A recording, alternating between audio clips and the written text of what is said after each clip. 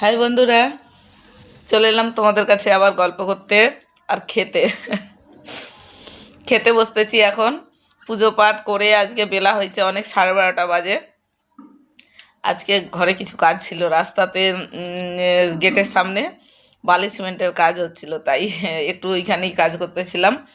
তো দেখো এখন আমি কি নাস্তা করব। নাস্তা বলতে দুপুরের পান্তা ভাত যখন খাচ্ছি আর খেতে ইচ্ছা করবে নি। পান্তা খাচ্ছি, পান্তা। এই দেখো পান্তা নিয়ে নিয়েছি। আর এখানে এই যে পেঁয়াজ কুচানা, এই যে আলুর বেসনের পকোড়া আছে, আর এখানে চানাচুর নিয়ে দিয়েছি। আর এই যে এখানে লঙ্কা ভেজে দিয়েছি, শুকনো লঙ্কা একটু মাখবো এতে। তো আজকে আমি এখন এটাই খাচ্ছি। খিদে পেলে আবার কিছু খাবো, অনেক কিছু আছে। কালকে ব্রেড পকোড়া বানিয়েছিলাম, সেও রয়েছে 4টে 5টা। তারপরে ঠেকুয়া রয়েছে, অনেক কিছু খাবার ঘরে রয়েছে।